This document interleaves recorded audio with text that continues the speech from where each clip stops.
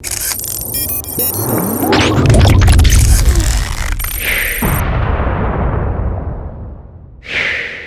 wà ní ìlú Ìgàngàn torí àwọn ìṣẹ̀lẹ̀ tó ti ṣẹlẹ̀ sẹ́yìn ìyẹn ní ìlú Ìgàngàn ìyẹn ní pẹ̀lú àwọn media group wa yòókù a ní ká gbìyànjú ká wá sí ọ̀dọ̀ yín láti jẹ́ kí ẹ lè ṣàlàyé fún wa báwo ni nǹkan ṣe ń lọ ní ìlú Ìgàngàn lọ́wọ́lọ́wọ́ àti situation tí ìlú Ìgàngàn tí wọ́n bá wọn lónìí, what is the solution out? Ẹ dákun ẹ bá mi dárúkọ yín fún gbogbo àwọn ọmọ káàárọ̀ oòjíire tó ní àǹfààní láti máa gbọ́ wa káàkiri àgbáláyé. Èmi ni Ìdìran Ọládòkun, ọmọ bíbí ìlú Ìgàngàn. A wà ní ìlú Ìgàngàn lọ́wọ́lọ́wọ́ báyìí.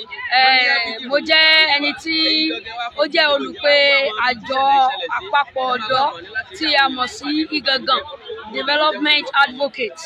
So àwa ni a sọ̀rọ̀ sókè lórí kí ló ń ṣẹlẹ̀ nílùú Ìgàngàn. A sì ké gbàjarè pé kí gbogbo èèyàn kó ràn wá lọ́wọ́. Lọ́wọ́lọ́wọ́ báyìí nílùú Ìgàngàn, mo lè fi àdàpè kékeré kan pé kí ló ń ṣẹlẹ̀ lọ́wọ́. Lákọ̀ọ́kọ́, àwa tá jẹ́ ọmọ ìlú Ìgàngàn, a wà ní ipò ojú lalákàn fi ṣọ́rí. Àwa dúpẹ́ pé àdá wà nínú ipò yìí. A dúpẹ́ pé Pawati, gbogbo ẹ̀yin tí ẹ wà káàkiri ní ìdálẹ́ ní gbogbo àgbáyé, Pawati rárá. A rí àpẹẹrẹ pé Pawati ẹ dìde ìrànlọ́wọ́ sí wa. Eléyìí fún wa ní ìfọ̀kànbalẹ̀ pé ìjà yìí ṣe tiwa nìkan. A wò rárá rí pé ẹ dìde ìrànlọ́wọ́ sí wa. Àwọn tí wọ́n ṣubú nígbà tí jàǹbá yìí ṣẹlẹ̀, àwọn tí ilé jóná, tọ́kọ̀ jóná, àwọn tó pàdánù oríṣiríṣi ohun láti rí àwọn èèyàn bíi titi yín, bí ẹ̀yin náà ṣe wà yìí, tí ẹ wá fún wọn, tí ẹ wá rẹ̀ wọ́n lẹ́kún, tí ẹ wá nu omijé wọn nù. Àwa gbàdúrà pé bẹ́ẹ̀ ṣe wá tí ẹ nu omijé àwọn èèyàn nù yìí, omi ẹkún tó korò ò ní ti ojú yín jáde. Ẹ̀yin náà ẹ ní sunkún bí korò, ẹ ní kígbe oró lọ́gànjọ́ òru. Bí ó ṣe rí nìyẹn. So inú wa dùn wípé a rí àwọn èèyàn tó bá wò náà, ẹ rí gbogbo àwọn olóyè Ìgàngàn.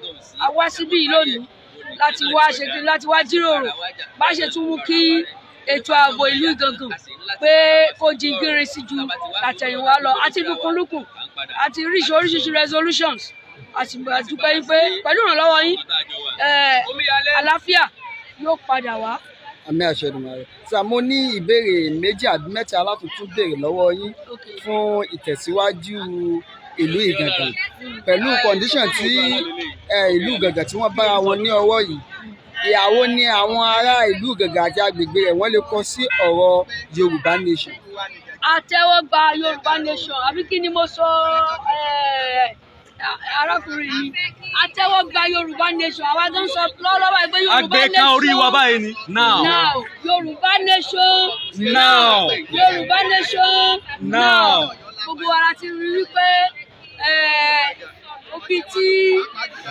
ibi tọ́rọ̀ gbé ń lọ báyìí ni pé kí ilẹ̀ Yorùbá kó ní òmìnira tiẹ̀, kí wọ́n yé fún wa lómi ìnira mú. A nílò òmìnira. So ìlú Ìgàngàn àtẹ́wọ́gbà Yorùbá Nation. Kí ni àmọ̀ràn tí ẹ fẹ́ fún gbogbo àwọn ọ̀dọ́ ìlú Ìgàngàn lápapọ̀, ọ̀gá mi?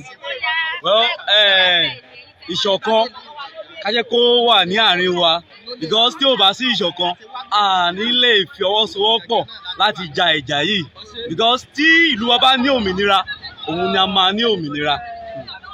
Ọ̀rọ̀ mi ò jù bẹ́ẹ̀ yẹn lọ. Ẹ ṣeun gidi gan, Ọlọ́run máa wà pẹ̀lú yín o. A ní rírú ẹ̀ mọ́ pẹ̀lú àṣẹ Ògún. Àmì àṣẹ. Ẹ ṣeun gan. Ẹ bá ṣàdúrà fún gbogbo àwọn diaspora àtàwọn tó wà nílé tí wọ́n gbìyànjú, tí wọ́n kó ipa takuntakun láti jẹ́ kí gbogbo ọjọ́ òní kó lè wá sí ìmúṣẹ pẹ̀lú àwọn nǹkan mèremère tí wọ́n pín fún gbogbo àwọn èèyàn ìlú Ìgàngàn àti agbègbè rẹ̀ tí ìṣẹ̀lẹ̀ ṣẹlẹ̀ sí. Mo ṣe àdúrà wípé ẹ̀mí ìfẹ́, ẹ̀mí ìṣọ̀kan tó wà ní ọkàn àwọn tó ń ran àwọn èèyàn wa lọ́wọ́, tí wọ́n dẹ̀ sì tún máa ran àwọn èèyàn wa lọ́wọ́, Ọlọ́run á jẹ́ kí ẹ̀mí ìfẹ́ yẹn kó tẹ̀síwájú. Níbi tó náà ti ń mú owó náà, Ọlọ́run á máa fi ọ̀pọ̀ rọ́pò ẹ̀. Wọn ò ní ṣọ́kú, ọmọ wọn ò ní ṣọ́kú, ìdílé wọn ò ní ṣọ́kú. Àní fi irú nǹkan tó ṣẹlẹ̀ ní Ìgàngàn àní fi gbà á nílùú oníkálùkù wa. Ẹ ṣeun gan.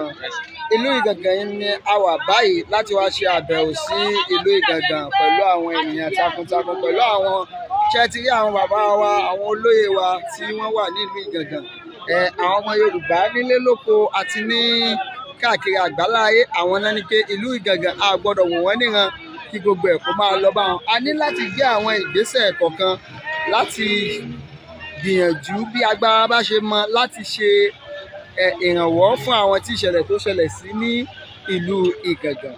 So èyí ni tí gbogbo àwọn ọmọ káàárọ̀ oòjíire both home and abroad èyí ni ìgbìyànjú tí wọ́n ṣe ìyẹn ní ìlú Ìgàngàn.